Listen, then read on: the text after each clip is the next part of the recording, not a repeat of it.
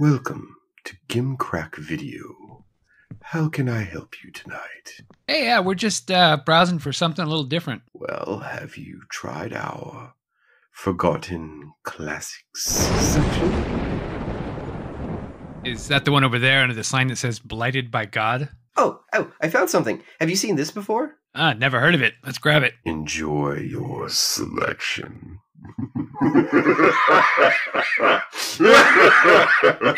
Hey, you know we're still here, right? Oh.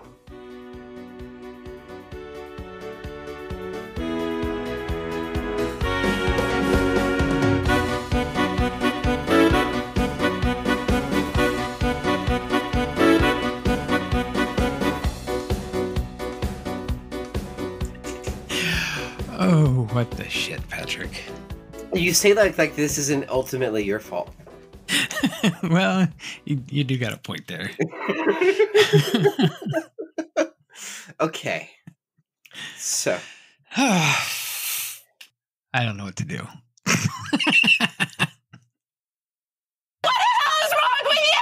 Hey, everyone. Welcome to Found on Shelf, the podcast where every week we regret our life decisions.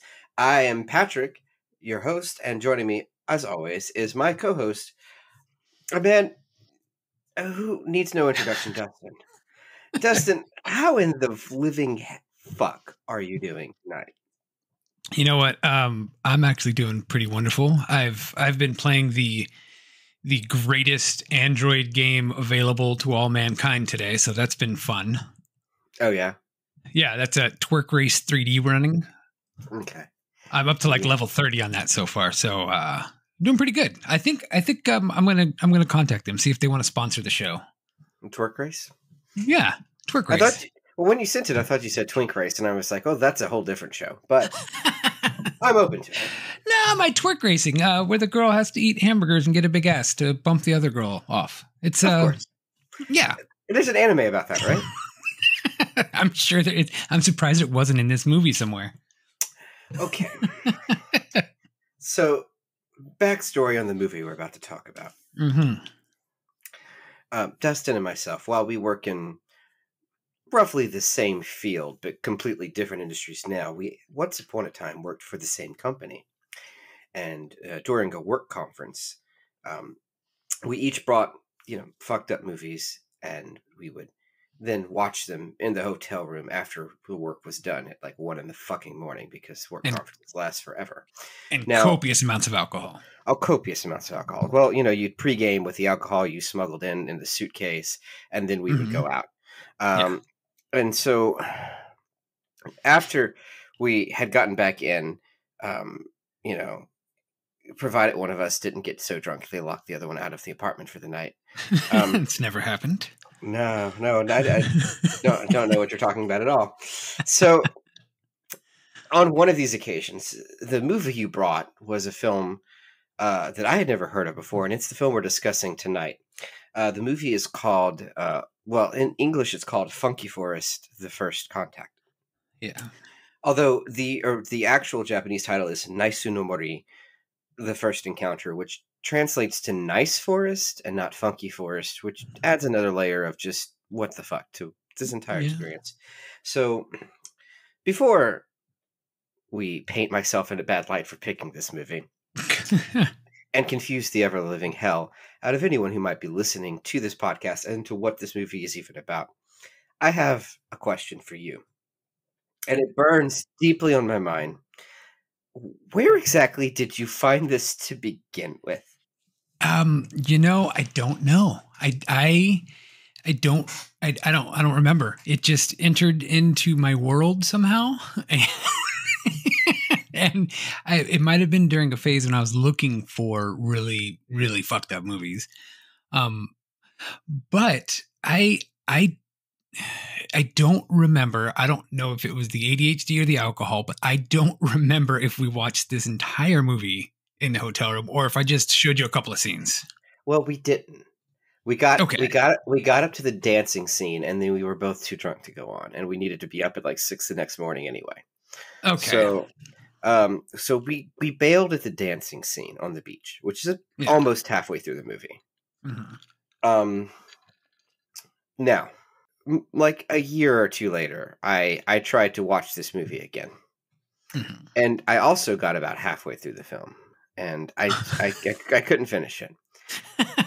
Now, that's not the end of the story, because a couple of years later, before the pandemic still, after failing to watch it, I realized how weird this movie was. So I had an idea for a movie night, for a party at my house for movie night.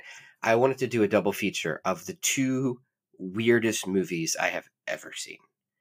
All right. So it was going to be this movie and The Holy Mountain by Alejandro Jodorowsky. Okay. Now, I don't know if you know that film. It Yeah. was produced by John Lennon, Yoko Ono, and conceived almost entirely on acid. So Mhm. those are the two movies I picked. And I was really excited to show them both off. But for whatever reason, on God's green earth, I decided to start with this film. You can see the problem there. Yeah. I don't actually know how game anyone would have been for anything after the Holy Mountain, but I think we could have gotten through the whole thing. But Yeah. right at the intermission point of this film, Because there is an intermission. there is an intermission. This is a 2.5-hour movie, and it has an intermission. Yeah. At the intermission point of this movie, The Funky Forest, everyone left, which has never happened to me before. And you know the caliber of film that I make people watch routinely. And you also know that I have supplied them with like amazing amounts of free alcohol. Yeah. And still, they left.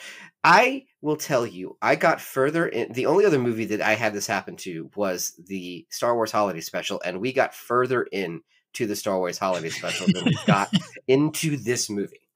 So if you're wondering what this movie is like, I don't have a way to describe it.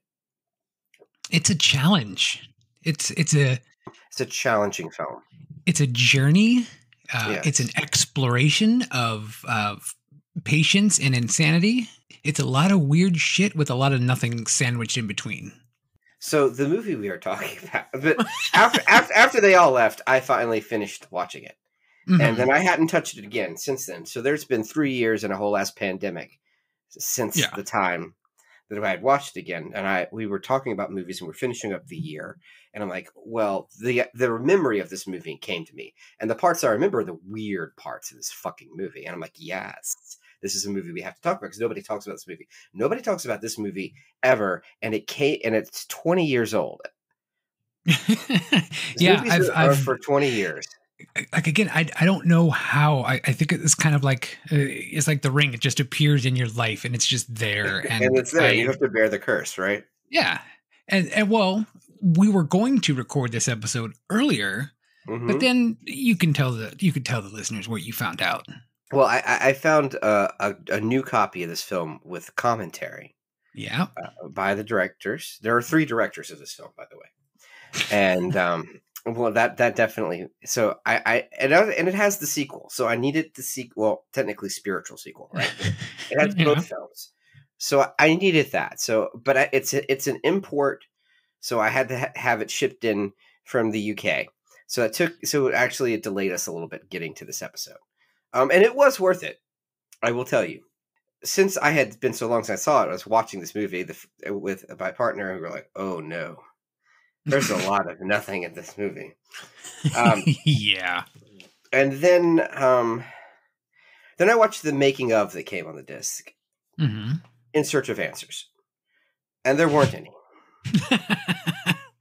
Were there more questions? It's just like a different layer, like an extra layer of meta. And I'm like, well, some of this makes sense. Some of this makes more sense. Some of this makes less sense. So I decided to watch the commentary. So it's all 3 directors giving commentary. And I will tell you, it's the better way to watch the film. Really? And we'll go into why later. All right. But that's where we're at. So the film we're talking about again is the 2000 and I believe 3 originally, but the international release is 2005 film Naisu no Mori, or Funky Forest, The First Contact. Yes, Japanese film here. Yes, it's directed by the trio of directors Katsuhiro Ishii, Hajime Ishimini, and Shinichiro Miki, and director Miki is actually going to be one of the important ones we talk about later. Okay.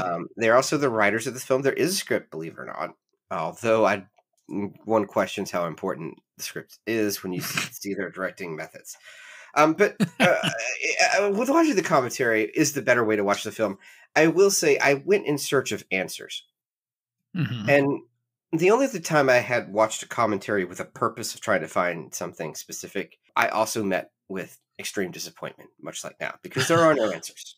There are no great answers in this film. The only other time I'd watched it, if everyone remembers the After Dark Horror Fest, which was like a gimmick to promote like quote unquote indie horror films, and that was like a selection of like 8 films every year, and then they would publish them directly to DVD after. So you'd go and you'd see the screening, and then they'd immediately be on DVD. And they were all terrible, with like 2 or 3 good movies as exceptions. Like there are 2 or 3 really fantastic movies lumped in with them, and then the rest of them are overproduced B movies. And one of them was called Dark Ride, which was a horror movie about a dark ride. And it is one of the worst things I have ever seen. And I watched the commentary for the same reason that I watched Bush's farewell address. I was hoping at some point to get an apology. And in both instances, wildly disappointed. The people who made Dark Ride thought it was the best thing that had ever existed, which is the case for most of the people who make these movies. However, the directors for The Funky Forest were pretty self-aware. So all that being said, I'm assuming you don't have a trailer for this, right? Because it is a Japanese film. Yeah, I mean, there was one trailer that was in English, but it was worthless. It was just like, here's a movie and things, and it was like just all the weird shit was visual. So the trailer did absolutely nothing. Didn't even talk about the movie really, just that it was weird stuff. So no, there's no trailer. I guess I could have got the trailer for if we have any Japanese speaking members of our audience, but I decided to forego it in this case because it is a 2.5 hour long movie, and I'm sure we got a lot of shit to talk about. We certainly do. So being that as it said, I guess we're going to have to rely on your pitch to convey what this film is. So in 30 seconds or less, I'll give you a little bit extra time if you want for this one. I won't need it. Okay. How would you pitch someone on this movie? Pretty much the same way I pitched it to you on that work trip, and that was, let's watch some weird shit. That's pretty fantastic. Here, I have a pitch. This is a direct quote from one of the directors about the alien Picorico scene, and I think it describes the entire film. Okay. If Cronenberg had been an idiot, he'd have made this film. If anyone wants to know what this actually is, it's an anthology film of interconnected, possibly, vignettes of weird stuff and also kind of like weird mumblecore stuff. And some of it intersects, some of it doesn't. There's no real through line. There's just kind of like a vague sense of setup. And also, it might all have been a dream. Who knows? No one gives a shit. Yeah, who knows? No. Now, there are aliens. There's body horror. There's wild shit. There are also just scenes of people talking that go on for entirely too long. Yeah. So it is broken down into a couple stories. I have gotten the outline here. I don't know how you want to go about it, but I was thinking we could tackle the story structure and kind of as the segments. Talk about the vignettes. Yeah, I guess so. Because this is I think my first words to you were, "How the fuck are we going to talk about this?" Because it is just. It's so bizarre. It's so all over the place. And I mean, Symbol was pretty bizarre and all over the place, but at least it kind of flowed into a story where this is just like, yeah, this is just throwing spaghetti at the wall. Just like, okay, that's cool. So, I mean, I guess we just kind of, we run through it. Sure. So the movie starts out with this. First, we didn't talk about MILF Manor. Do we have to? Okay, I just want to talk really quick about this one scene. These 2 scenes. Every episode seems to have like a little game, and you're gonna like this one. It was a nice, fun, silly game. So this is a game called Dirty Laundry.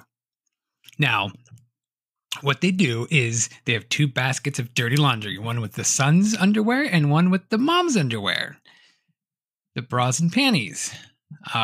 So all of the sons got to go through all of the mother's bras and panties and try to figure out which one belonged to their mom.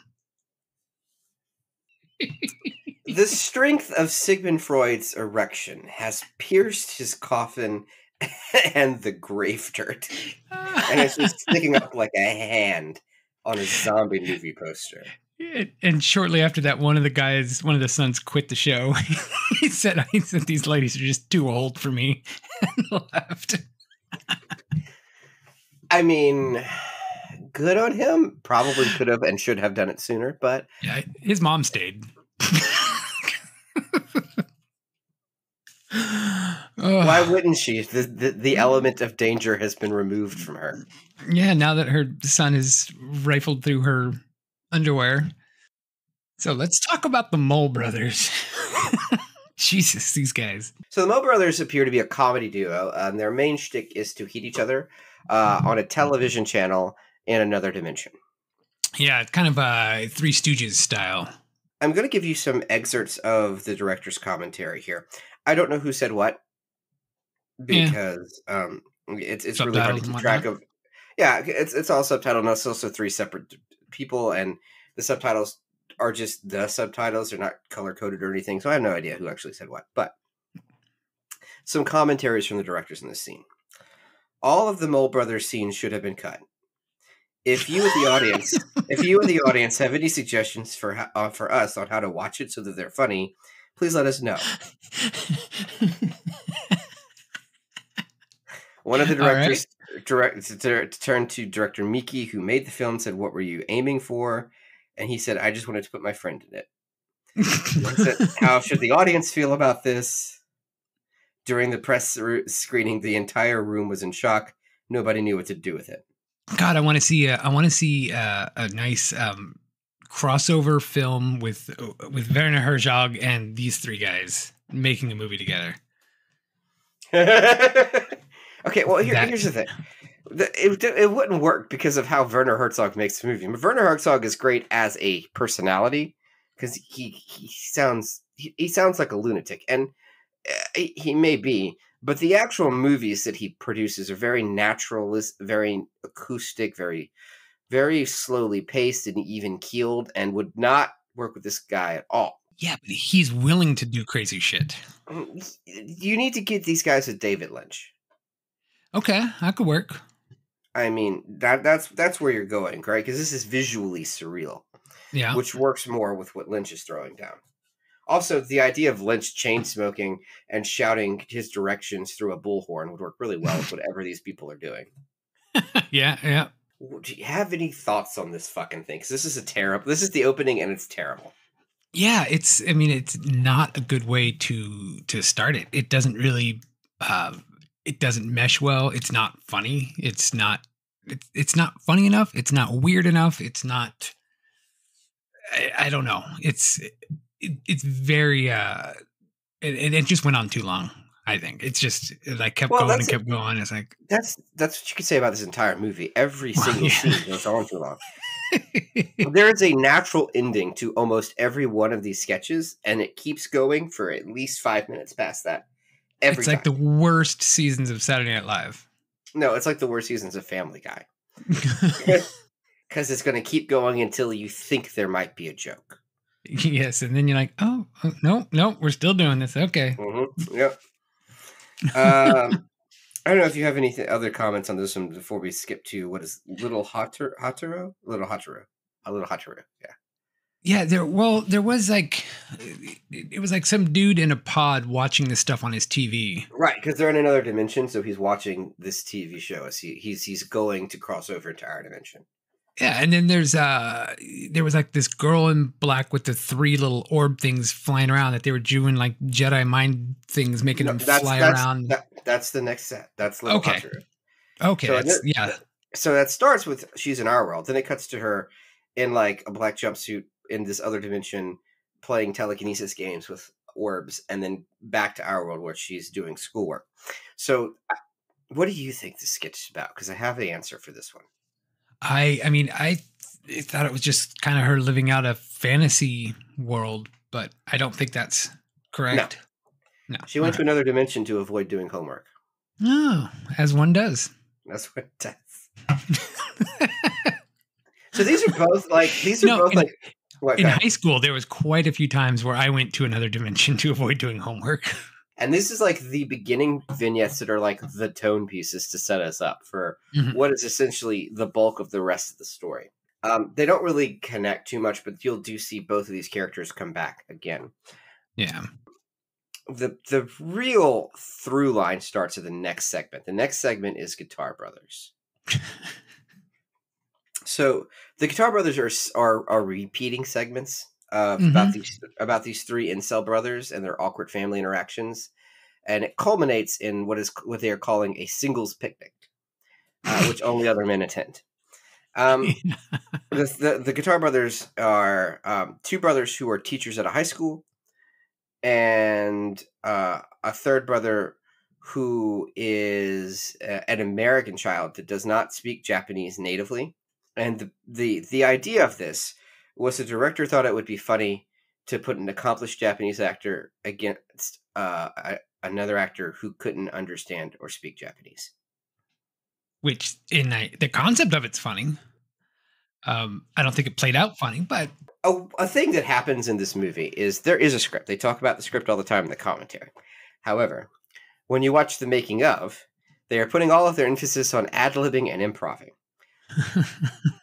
They don't acknowledge in the commentary that they did that, and in the making of, they don't seem to acknowledge that there is a script. What I believe happened. You're familiar with home movies, right? Mm-hmm. Okay, so like the way home movies worked is there was a script, a loose script, like an idea of a script. Yeah, there's an outline. Yeah, and then they would improv around that, and most everything's improv, and then the animation goes on top of the improv. And I believe more or less that is what happened here for most of these scenes. So the first Guitar Brother segment's just, and a lot of the joke is the American kid is fat. Yeah, and he has like later on he's like Snickers bars wrapped up in his shirt sleeve like a pack of cigarettes. That was kind of funny.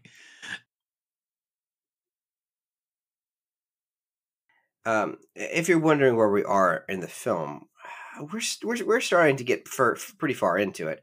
The next segment takes up like 20 minutes, or at least it feels like that. And it's called Babbling Hot Springs Vixens. And boy, oh boy, does it not live up to that title. Yeah. So the plot of the Babbling Hot Springs Vixens segments are three young women go on a company retreat to a hot springs, and they tell stories that go absolutely nowhere, and then they have a drunken pillow fight. And that's about it, right? Now, there's more that happens during it, but that's the crux of what we're talking about. Yeah, there's like singing happy birthday to that one dude, and they give him 10,000 yen. And he's like, yeah, it's just fucking weird.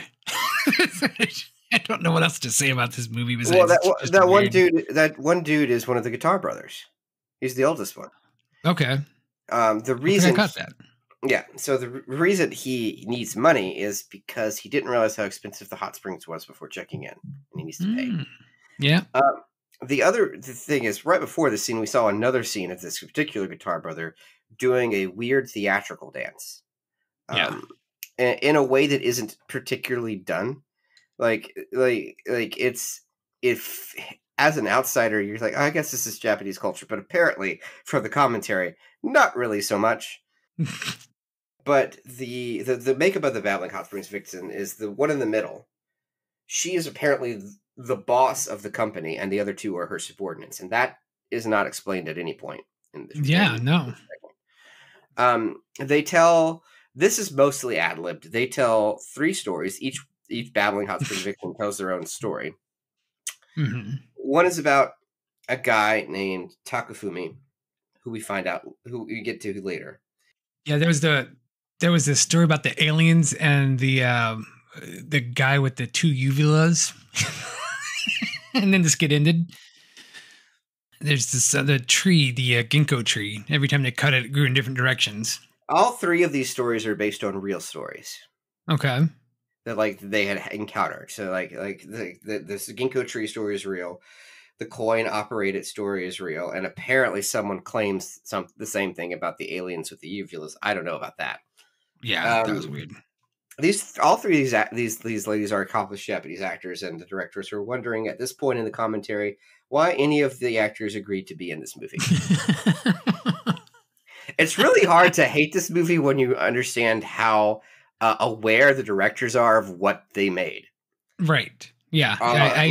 That's usually not the case. Yeah, you kind of got to love it. They're like, oh, you're watching it. Why are you watching it?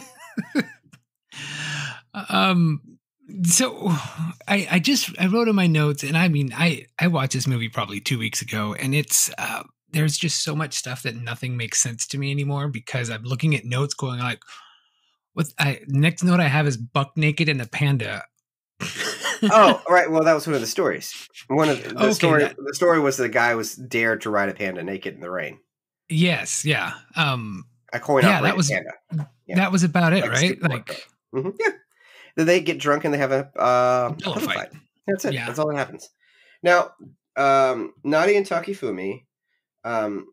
Nadi is a young girl. As a high school student, and Takafumi is a high school teacher.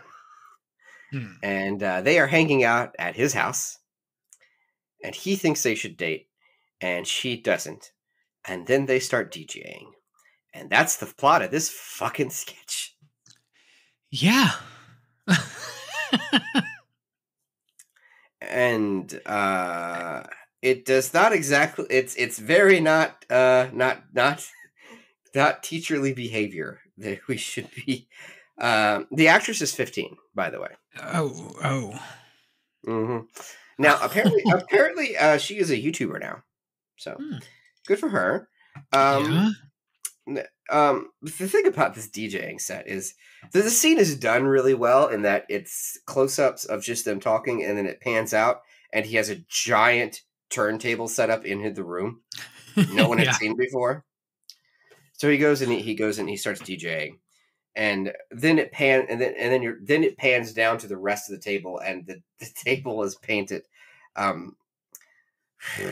as a woman's crotch. Yeah. And then he walks around and he pushes it on it, and it opens up, and there's a volume knob there. And it's horribly perverted, but also like the way the camera moves around this space is actually really, really good. Yeah, it was shot really well. I can't endorse the segment, but the camera works very well. But you can enjoy it. You can't endorse it, but you can enjoy it. Yeah, and then of course the other Guitar Brothers scene with the guy dancing. He said the actor wanted to appear very haggard for the scene. Okay. So the actor told the director that in order to do that, he jerked off a lot the day before, so he would look more. And he said the actor wanted to make sure that he knew that. I don't know if that's a joke or not, but it's hilarious. It's either way, it's great. Oh wow. Okay, I'm so glad that we waited and got the director's commentary, and it's fantastic. It adds many more layers. That's almost like a better way to make a movie. Like if the movie itself is just one thing, but the director's commentary actually makes the movie far more entertaining. Mm-hmm. Now we get into Nadi and Takafumi 2. And this Takafumi is called Takafumi's Dream. And it is in the first sequence, they are slowly talking around some things, and one of them is a dream that Takafumi had. In this segment, we find out what that dream is. Yeah. He's on a beach, and a dream version of Nadi makes him dance for her amusement with other dancing demons. They're all professional dancers. There's a dancer in a yokai mask. There's 2 children dancers. The weird red mask things. Mm-hmm. Yeah, and there is a giant animated plane that transforms into a woman with propeller boobs that dances. Yeah. And then And then Takafumi dances, and then a group of dancers join in on his dancing. This entire sequence, much like the movie, but definitely here, goes on entirely too long. This is the point where people walked out of your house. Yes, because this is the end of Act 1. From here, it goes into intermission. Yes. And the second half of the movie, in my opinion, far better than the first. Yeah. Well, that's what they said. Like people who see the second half will wonder how it connects to the first half. It doesn't. There's no real connection. Yeah. There's a through line, right? There are through lines. There's the picnic. The singles picnic becomes a thing. Naughty is also running through the park in intermittent scenes through the first part, and you find out that she's running through the park during the singles picnic later. That Naughty and Takafumi have the final segment of the movie. All of that comes back, and the Guitar Brothers are in a lot of the weirder scenes that are coming up. But all of that is Act 1. Roughly an hour, or it's a 2.5 hour movie. This is like an hour and 10, hour and 15 minutes into the film. It has taken a long time to get here. It's a long time. Now, do you have any comments before we get into Act 2?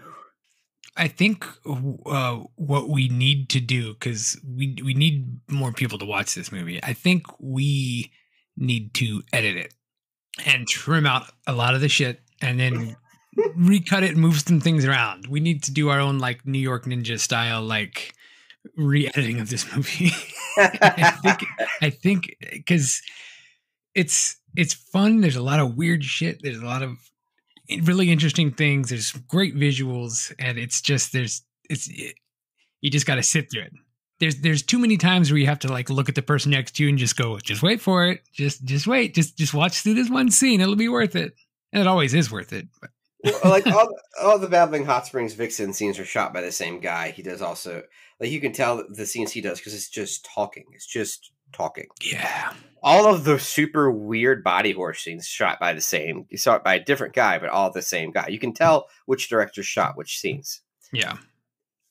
Okay, a lot of the dance scenes were shot by the same director. You can tell because there's dance scenes in both segments.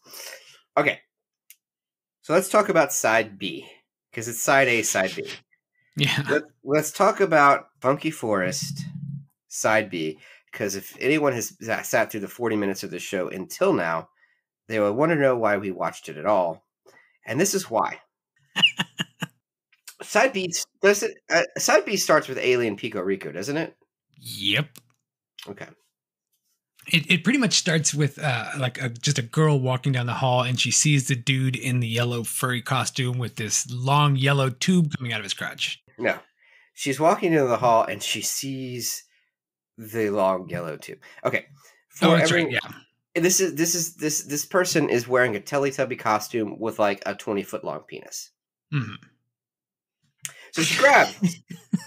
Am I wrong? Yeah, I mean, no, that's pretty much what it is. So she grabs it, and then he makes a noise, and she realizes that there's a person attached to it. Yeah. And then she says she reacts in a way, and he's like, and then a guy comes out of the hallway dressed as a school child and starts clapping and showing off his underwear below his short shorts. And then they're like, okay, and they're trying to see if they did this ritual thing in the right number of times. And she looks very confused. And they're like, okay, we'll tell you what's going to happen, but it's going to take 3 hours to explain. So it comes 3 hours later. 3 hours and 10 minutes. Okay, 3 hours and 10 minutes, very specific. And then she's like, okay, so you're aliens and you need to do this weird thing to save your planet. And they're like, yes, okay, cool. I'll help you. So they roll out a giant television. An old CRT tube TV looking thing. Yeah, but it has a vault where the screen would be. Yeah. And then it has a plug coming out of it. So the plug is a tube with a point at the end. And she has to lick the tube, the tip, just to get it to move. And they've got CGI at this point, and it starts wiggling around. And then she inserts it into her navel. Mm-hmm. And then the machine fires up and starts sputtering steam and goo everywhere. The vault door opens, And inside this TV, where the screen would be, is a giant organic living sphincter. It's a giant asshole shooting out fluid all over the place. And the guy dressed as a schoolboy then has to reach in to the sphincter. And like he hits the dude behind him. They have a fight, and then but it takes a while. And eventually he pulls out of this asshole a tiny man about a foot tall who's played by a living actor in composite. And he reads out a telegram saying how well this is going over, and it's like, it's okay. And then he pulls back on the hood of the guy in the Teletubby costume, and you can see it's actually not a costume, it's his body, and it's like got like weird muscle gum material attached to his skin. Yeah. And anyway. Meanwhile, there's that pulsing asshole behind them that's just shooting like goo. Gooing out. And the high school girl's just looking at them the entire time with this look, like, what the fuck, right? Okay. That's Alien Pico Rico. Now, do you want to guess what is happening in this scene? Because I have a fucking answer for you, and I want to know. Oh my god. No, I have no fucking clue. And this is my favorite scene probably of the movie, and I still don't know what was really happening, but I love just how weird and bizarre it was. Deep breath. Oh boy. I probably should have heard your explanation before I said it was one of my favorite scenes. I'm kind of starting to regret that. All right, go ahead. Okay. The three people, the little dude, the guy dressed as a schoolboy, and Teletubby penis. All three of these people are aliens. Okay. Specifically, they are a comedy troupe traveling the galaxy, trying to harvest laughter that they can send back to their planet to save it from dying. And what they realize is that their brand of humor doesn't work on this girl, and the skit isn't working. It's a 3-hour skit, and that's what it was. And the joke of the movie, the joke in the sketch is that the joke doesn't land. Oh gosh, does it not? So they're trying to do this whole thing as like a comedy routine. Oh my god. Think of them as like kids in the hall from Nibiru, Tommy Wasu's home planet. I don't know. Okay. Oh, okay. I want to see an entire movie about them. Well, I'm curious. Okay, so the spiritual sequel, Warped Forest, has a lot of little people, like little composite people, like where like they've composited a person down to like a foot tall in the trailer. The Warped Forest is shot entirely by Miki, who made all of these body horror scenes. So I have hope for that movie. I'm going to need like a month or two break before I can attempt to watch that film. Yeah. But I have the copy.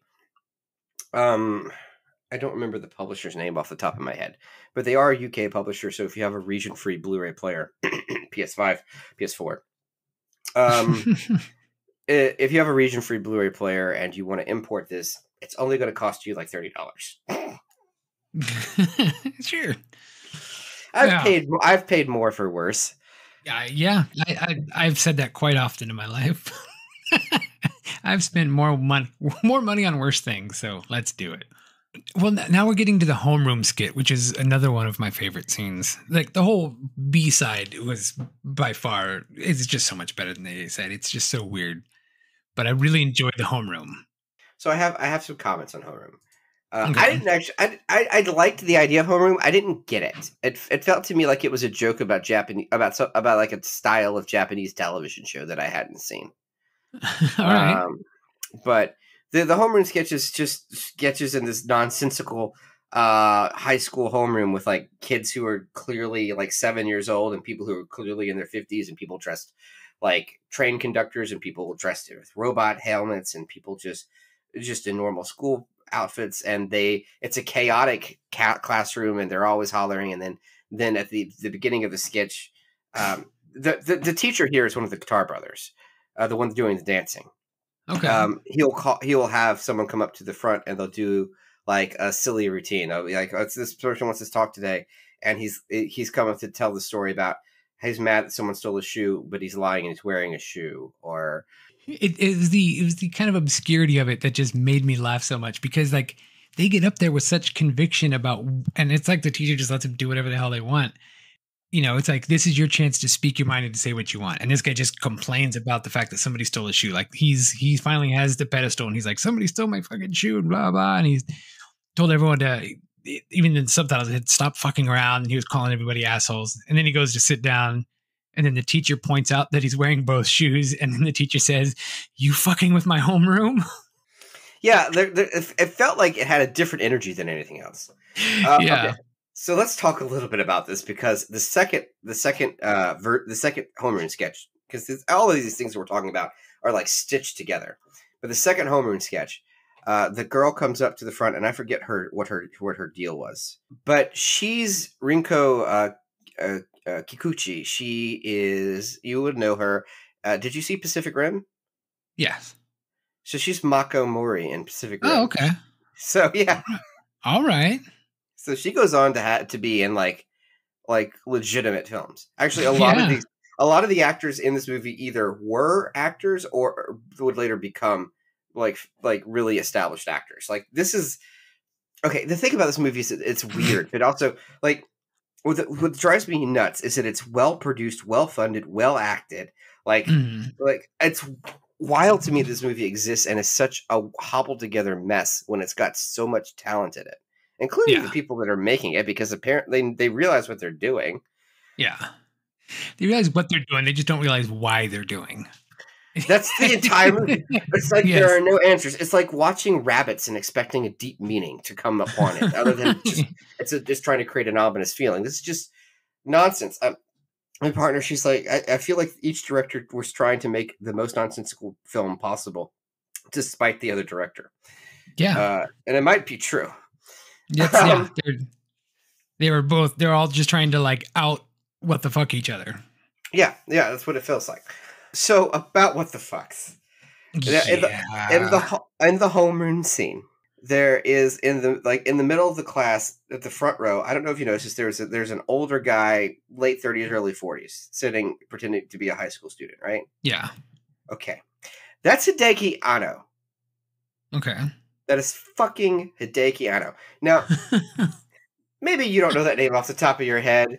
I don't. I am willing to bet a random listener knows it, but are you familiar with Neon Genesis Evangelion? No, I actually am not. You have told me to watch that, and I have been an asshole and refused to watch it. I need to watch it, though. You've shown me clips from it. I've seen clips in your clip shows. Yes. So Hideki Anno is the director and showrunner for Neon Genesis Evangelion. He's the mind behind Evangelion, the rebuild of Evangelion, the end of Evangelion. This fucking guy is in this fucking movie.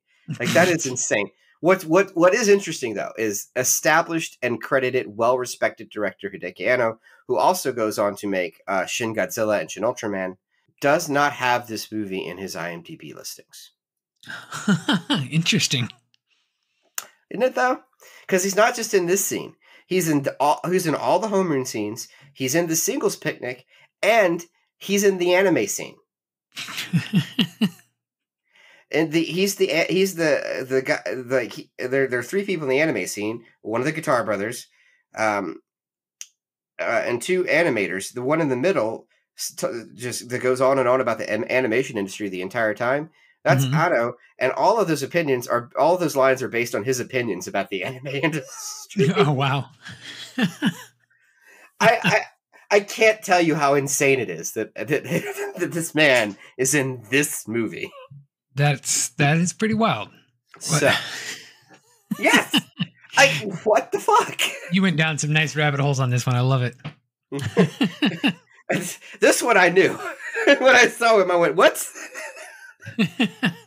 I didn't catch it the first time, but I caught it this time. Nice. But yeah, no, they definitely pointed out in the making of and in the commentary. So, I mean, how are you going to talk about this movie without actually digging into it? Because you have to understand, there's a clawing sensation in the back of your mind the entire time. It's like, why? Why is this movie? How is this movie? Yeah, there's a lot of why. The answer is there isn't an answer. There are no answers. There is no meaning. The answer is why not? Yeah, it's like surrealist nihilism. Mm. There's Anyway, this next scene was just weird.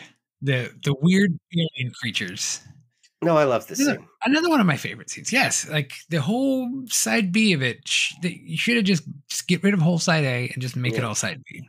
Well, that's what I'm excited for the Warp Force, because it's just Miki doing this shit. Yeah, like the trailer that I saw has a gun, like it's a giant space bazooka looking thing, and then the for the sequel, and then like the front of it is just like a shutter door, and so you can see all the laser lights powering up the machine, and it looks like it's ready to fire. The shutter door flies open, and it's just a limp dick at the end of the gun, and it just trips. And I saw that, I'm like, this movie, I have to see this movie. Mm-hmm. I am compelled by all of the forces in the cosmos to see this movie, so I will. But I watched this one again first, and now I need a breather, because Jesus. Yeah, you got to have a reality check after after a movie like this. We're gonna watch all the Halloween movies, and I'll come back to it. Yeah. Oh. Wow. Yeah, so fun. Yeah. So this is in the school. It's a band practice scene, but the instruments they're playing are alien instruments. They are instruments that are aliens. They're weird organic instruments. They're little guys. The flute is like a little guy creature with like nose hairs and a tail, and you blow in the tail and noise comes out his nose, and like there's that one guy with the weird like the tuba. God, I don't even know, like there's it almost looked like a what was that one game with the Half-Life where it had that little little crab that would crawl on people's heads. So this is like a tuba thing from the front. It's like holding it like this, like you would hold a tuba. But if you look at the back, the one next to it, it's got crab legs and like teeth that are clearly biting into him. And then it also has a giant like nozzle that goes around and plugs into a piece in his ass. For valve release. Of course. And then, in addition to these instruments, there is also, this is going to be difficult to describe. It's very difficult. I don't know what this instrument is meant to emulate, but I will tell you what it is. All of this is like organic, like Cronenberg looking flesh, but it is all like versions of like humanoid stuff. So this is the body of a woman, like no arms, no head, just the body, breasts, going down to legs up, that turns into a tree, and at the top of the tree it billows into flesh branches, and from each of these branches dangles a little dude with like 3 tentacles and a giant head, and one of the tentacles is clearly meant to symbolize a penis, or maybe they all are. Yeah, who knows?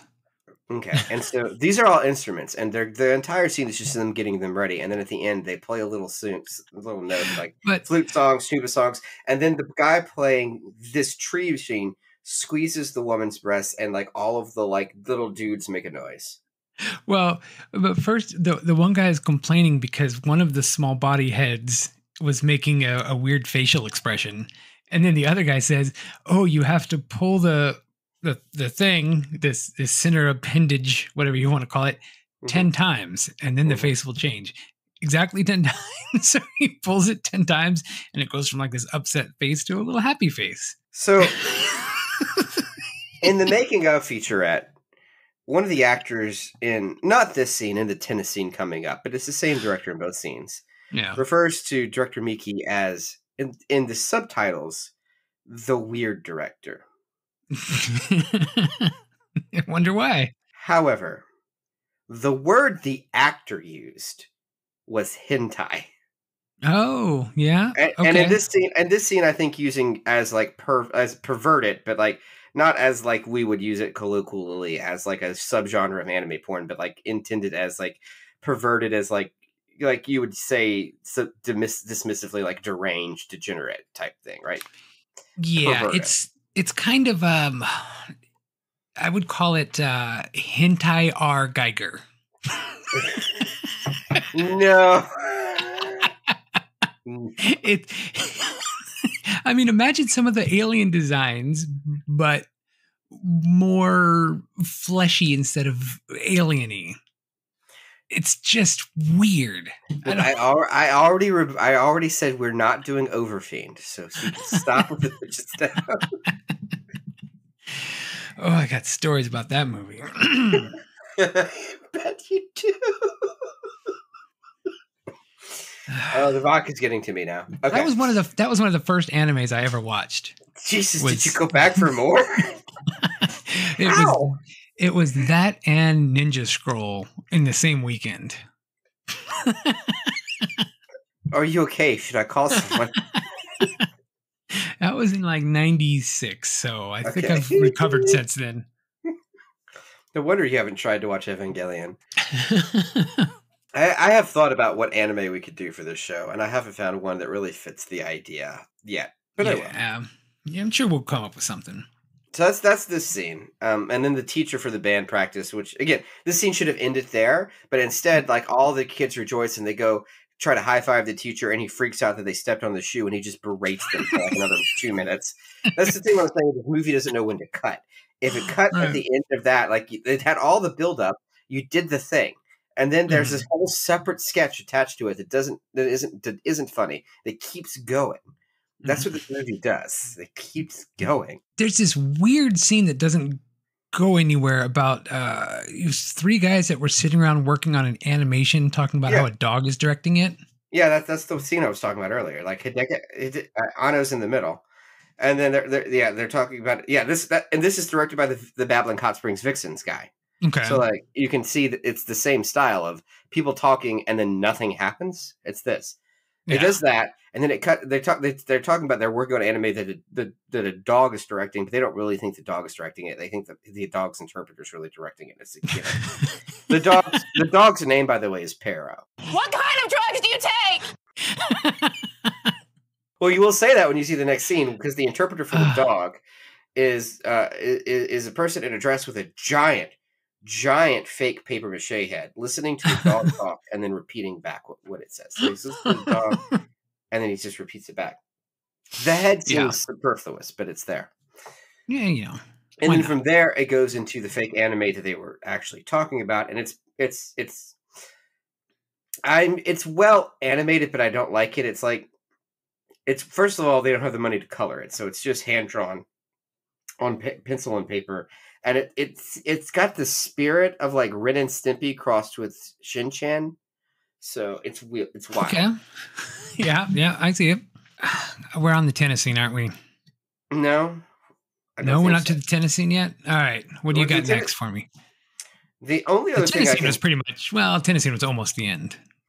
There's a couple things right before the end. The singles picnic. There's a singles picnic, which we got to, which is the culmination of a lot of storylines, and it's the Guitar Brothers, the teacher that was yelling at everyone, some of the people in the classroom, the anime directors, they're all there at the singles picnic. They assumed there would be lots of chicks there, and obviously there's not. Right. The thing I like about every scene with these guys is the joke is that these guys are lame. And the directors are talking about how lame these guys are. So it's not like the weird like beta version of like, you know, like Ducky or something doing clearly unethical shit, but like the camera wants us to root for them. Like they're like, no, these guys are just lame. That's the reason that they don't have people. It's that they're not doing anything that would put them in a position where they would, right? Yeah. And then they scream, they fight each other, and then they make up, and one guy dances. Yeah. Also, this all starts because they see Naughty running by, and they're like, "Oh, maybe we can get her." And they're like, "No, you're at a singles picnic. What are you doing? There's a person in the park running. You let them run in the park. Apparently, a 15-year-old in the park running. You should definitely let them just run in the park. Yeah, you don't even pay attention to them. They don't exist. Yeah." Anyway, so that's that scene. Mm-hmm. And then we go to Naughty and her dream. And Naughty's dream is the volume sequence. So she's in a she dreams of a forest. There's a person in a white furry puff jacket playing a violin in a forest. No, that's how the movie ends. You're right. Hold on. You're right. I am in order. It's not how the movie ends, but you're right. The tennis scene, then that. That's it. That's the two scenes, right? It's the tennis scene, then the dream sequence, then the end of the film. Okay. So the tennis scene before the dream. We need to set aside like an hour. We need to set a whole podcast just to talk about the tennis scene. Well, we're at an hour now, so. This scene. Whew. It makes no sense. It makes no sense. No sense at all. Okay, so the conceit of this scene is that one of the teachers. Good luck. One of the teachers is running an after school club in which they are participating in what appears to be some sort of sport or recreational activity. So the teacher is one of the guitar brothers. This is after the singles picnic. And the high school student is just another student. It's not naughty. It's just a different student. So it's like one of the first new characters we've seen in a little bit. And she's dressed up to play tennis. So they're going to go over, and you think they're going to play tennis, but instead what they actually do is they stand in front of this older gentleman in a tracksuit, and he is sitting on a chair. This actor has passed away, by the way. But there's just so they're like, "Are you ready to play?" And he's like, "Yeah." And like, "Okay, take your shirt off." And he doesn't want to because he's embarrassed. Mm-hmm. And we're all wondering what the fuck is going on at this point. But he eventually is able to take his shirt off, and he has extremely long nipples. Yes. When I say long, I wrote elongated nipples. Yeah, they're like it's like if you took like Costco hot dogs and then taped them onto your nipples. That's what he's got going on. Yeah. You okay with that one? Yep. That works. I just won't be able to go to Costco for a while, but that works.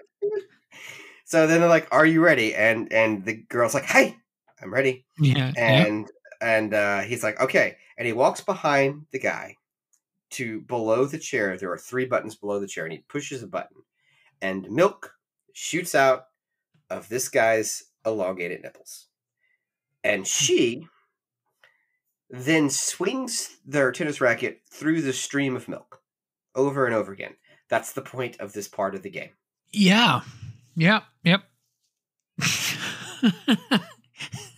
So actually, you know what? I got it wrong. Wait, no, yeah, you forgot to mention that he is okay. So, he has a large singular ball sack. Okay, so is it a ball sack or is it a hemorrhoid? I think it's a ball sack. He's pulling stuff out the front of his pants later. That's true. This is okay. So I am unfortunately underselling the weirdness of the scene. When the guitar brother pushes the button down, it doesn't make milk shoot out of this guy's nipples. The guy's sitting on a chair, and there's a hole in the chair. And when he pushes the button down, a giant thing, a membrane of some kind. It looks like a nutsack, but it comes directly out of his asshole. And it's huge and throbbing, and it comes down and descends. And then the guitar brother either he flicks it. He flicks it. He just flicks it. And when he flicks it, at that point, milk shoots out the guy's elongated nipples. And then our high school student proceeds to swing at it with a tennis racket. Mm-hmm. Yep. And so that's the first part of the scene, because this scene has acts. This scene has acts. Yes. Yeah. And then I think the next scene was when he grabs the weird creatures from inside of his pants and starts throwing them at her. No. Well, yes, but no. Well, first, okay. I don't usually talk about linear stuff, but there is a brief period where they're resting, and she's like, "I'm tired," and he's like, "You want to keep going?" She's like, "Yeah." The director explicitly stated he wanted the joke at this part to be that she's worn out from something that doesn't look like it took a lot of effort. Okay. I don't know why that needed to be there, but I wanted to insert that because there's a lot going on with this scene. Yeah, it certainly did not need to be there. She wants to do the bloodsucker round next, is what she says. And he's like, "Are you sure?" He's like, "Yeah, let's do the bloodsuckers." Okay. At this point, he goes back. He pushes the button again.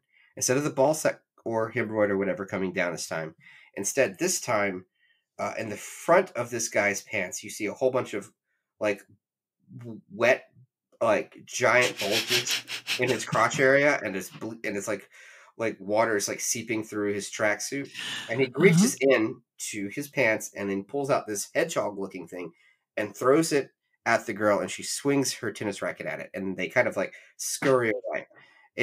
And then after she misses one, it like opens up and spreads, and it's this weird demon creature with a sucker, and it latches onto her armpit. And so the rest of the scene, she's got this thing hanging from her armpit that's supposed to be sucking her blood, and they have to go get the doctor to go remove it. Now, before we get to the doctor removing it, which is a whole other thing, the third act of this. Yeah. Second act, maybe, because there is like an epilogue. This is, again, it keeps going. It keeps going.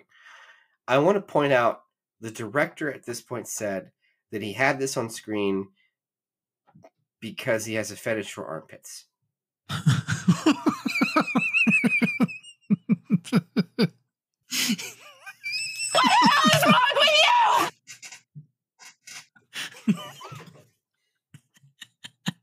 Wow. Okay. Some Tarantino level stuff there. Yeah, go for it. I mean, I'm not gonna kink shame the guy. It was just an odd decision, but it was a decision. It was a decision, yeah. Mm.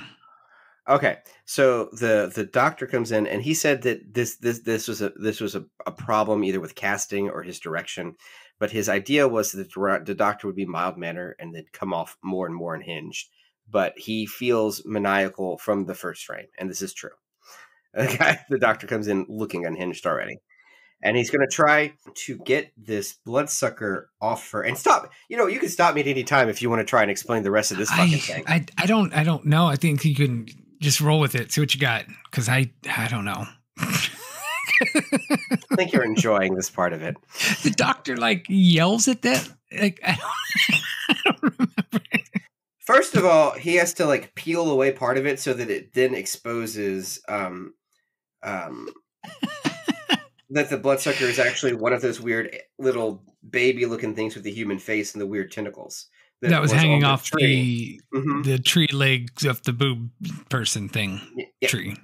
Yeah, from the music scene earlier. Yeah, and he has to shame this thing. Yes.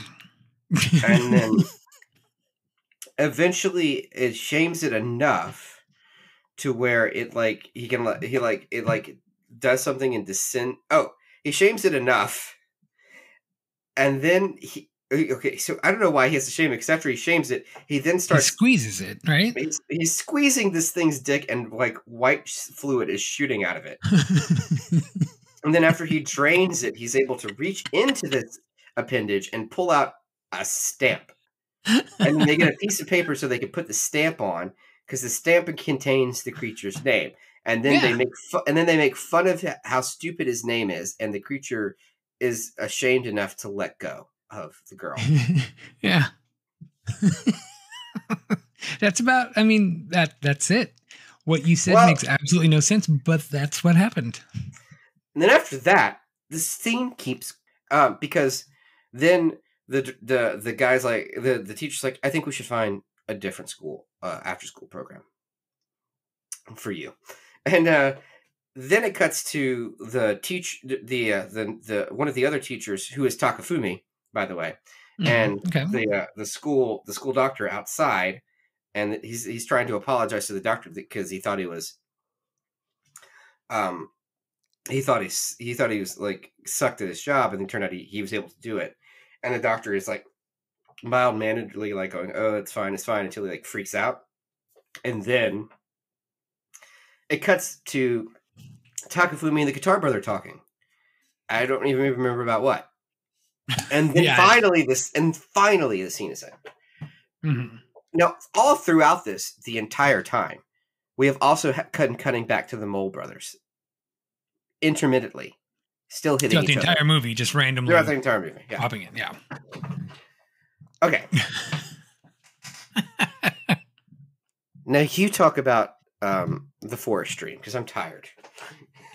I don't even understand the forest dream. Yeah, it was. she has a dream. There was from what I wrote on my notes. I'm trying to remember it here. There's a chick in an all white fuzzy costume playing a violin in the forest, but it kind of sounded like a didgeridoo, and somebody was changing they're changing the tones with these controls somehow, and it was just changing the music whenever they were kind of DJing with it. Mm-hmm. So, and then somebody sneezed and they all went away. Like what? Okay, so these three girls are part of a musical group called The Volume. They're an alien music group that travels from planet to planet on a music tour, and they play inside people's dreams. And so this is Naughty's dream. So that's the location. And the other two characters, the pilgrim and the kid, are also dream travelers. The kid is like a groupie following them on tour, and the pilgrim is just a pilgrim. And then, separate from all this, is the woman playing the violin, who I don't understand her role in any of this because it wasn't explained. Yeah, she's initially playing the violin, and they're tuning the music around her. They have knobs on trees and stuff, and the whole sequence is just music, and they're just kind of like posing a little while the music plays. Mm-hmm. And that's it. And then it's done. And then it fades back into Naughty and Takafumi. And Naughty jokes with Takafumi that there's a UFO outside, and Takafumi goes out to look for it. And then she's like, I'm lying. And she starts singing a little song, and they sing a little song and dance together. And that's the end of the Funky Forest. Yeah. You have that song. Could you play that song for us?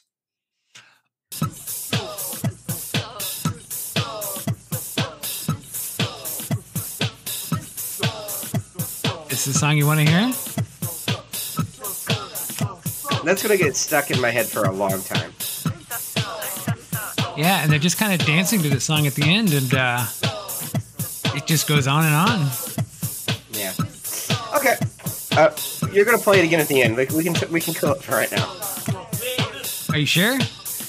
What kind of drugs do you take? How are you able to do two at the same time? Stop. No, you're adding more tracks. I need you to stop. There's going to be like 6 audio tracks when we get done, and I'm going to kill you. All right, so what are your thoughts on the Funky Forest? Oh God, I don't know. I've spent half this podcast with my head on the desk laughing, so I don't know what to think anymore. No, this is. I mean, this is a movie that is hard to explain, which is probably why nobody's really talked about it. It was definitely, scenes were enjoyable. Overall, as a film, it was weird. I don't know if overall it was enjoyable, but there are some scenes that really just make up for it, for the crappy scenes. Like, and it's just so over the top that I kind of want to see. I want to see more of those weird things. But yeah, it took me like 3 times to sit through and watch the whole movie. Because I was like, it's just a lot of nothing that happens in this movie in between these giant weird tent poles of freakiness. Yeah, it's just a lot of nothing, and it's exhausting to try and get through. However, here we are. Yeah, yep, and here we are, and we did get through it. We got through it. Yeah, somehow. But there's another thing you need to get through. What's that? If you could fix this movie. In a way, I brought you here off your job. By changing 3 things. Better, so here's your chance. What in the name of the Funky Forest would they be? First, I would have a more connected plot with all of the stories. I think if you had them all weave in with each other a little bit better, it would be a little bit more entertaining. And, slim it down by like maybe an hour. Let's cut an hour out and have the plots merge together. I want there to be a little bit more weird shit, like the belly button TV scene and the tennis scene. I want there to be more of that kind of stuff. And add furries. Why not? Throw some bronies in there. I don't know. Well, those are different things. Just throw them both. I don't. There's some overlap. Do you understand? By the time I got to the end of this movie and I was writing notes, my brain was just fried. I didn't know. And I'm making notes and I'm going, what am I even talking about now? This isn't even reality. I've seen this movie twice in a week. Yeah, it messes with you. I mean, and maybe that was its purpose. I don't know. Are we better for watching it? I don't think so. I don't think we're better for watching any of the movies we've picked. I think that's the point. We're actively worse for watching a couple of them. No, okay. The point of this movie was to exist, and that was it. They had the money, they had the actors, and they were like, "Let's do a thing." And because like half the time they were trying to find a meaning on this podcast in this commentary, they're like, "Okay, what is?" They would ask the person directing it, "Okay, what does it mean?" And the person who was directed the feature, who wrote the script, and now had to give an answer on the meaning of it, multiple times with all three of them, paused and you could tell was actively fishing for a meaning. They're like, yeah, what did this shit mean? And then they'd say one, it's like, is that what you're going with? He's like, yeah, that's what I'm going with. Like, that's it. This didn't mean anything. There are no answers. There's no grand design here. They were just three friends who had the money and said, the funding, and they're like, yeah, let's do it. Yeah, like a lot, like director Miki's a commercial director. And the next movie, right. The Weird Forest, he finances entirely himself with 10 years of savings from directing commercials. Wow. Wow. Which makes me very excited. Yeah. Wow. Okay. I really need to watch this movie. You know what? I started to watch it. I'm like, no, I want to wait till the podcast talk about this, and then I'll watch this in its entirety. What, The Weird Forest? Yeah, I'm taking a work trip next week, so I might just watch it. Okay. I don't know, unless you want to watch it for the podcast at some point. I'm not sure. I don't think we can. Considering we have an entire year planned out that it just does not fit in, maybe we'll revisit that at some point. Just watch the movie, we'll see. We've got like 3 years planned out. Much like the directors of this film, we have more content that actually needs to exist. Yeah, we'll work on it. We'll get it there. All right. Any final words? Oh God. You know, the only final words that I could possibly say for something like this is, I gotta go lit a fucking a plumber in my apartment. Bringing the Trancers throwback. I like that the only clip you have from that is from the podcast that we aired it on, because you can hear our outro music in the background. Okay. No, that was part of the music from the movie, because they were doing the director's commentary on it, and it was like the credits playing. I think it sounded like ours though. Maybe it was. No, a plumber in my apartment. Oh, you're right. It's not ours. No, that's yeah. There's no Murder, She Wrote connections. No, I'd like there to be a Japanese Murder, She Wrote connection. I'd like there to be Japanese Murder, She Wrote. We're getting a Matlock reboot. Imagine a Murder, She Wrote like Japanese anime, like a manga version of Murder, She Wrote. Yeah, that'd be cool. I would watch. I'd be down for that. Do you heard about the Matlock reboot? No. Kathy Bates is playing Matlock. What? I am not making that up. That sounds like a bad joke that you're trying to make. Why? What? Why? No. Really? Yes. I wouldn't make that joke. There's no way it would be believable. Personally, I'd rather see Dolores Claiborne solving crimes. Oh my God, that is so weird. Okay, well. So, if you want to talk about that, we are on social media as of this recording. Yes. The day that Jerry Springer has passed, sadly. Yes. Twitter still technically exists. However, it is increasingly a lame place. And considering the burner accounts that were exposed last week, I don't think it's going to be around too much longer. But who knows? In the 6 months it takes for this to air, maybe we'll be on Blue Sky. The waiting list is kind of long, and I'd like that invite right about now. We are also on every other social network and Twitter clone possible at Found on Shelf Pod. Yeah. We are also so if whatever replaces Twitter within the next 3 hours after we record this, and in the 6 months it takes for us to air it. Yeah.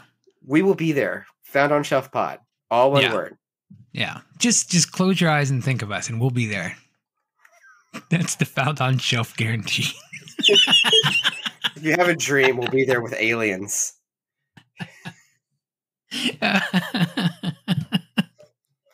Dustin, play us out.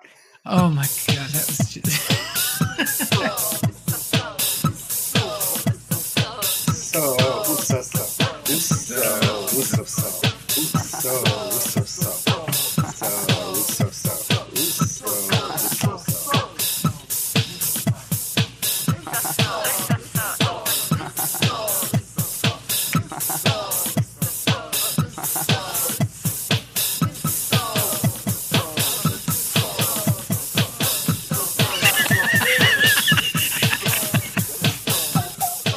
Is this chopped and screwed? What are you doing? I was playing 2 of the Uso files at the same time. Chopped and screwed Uso. It made as much sense as the movie. Don't be preposterous. It makes more sense than the movie.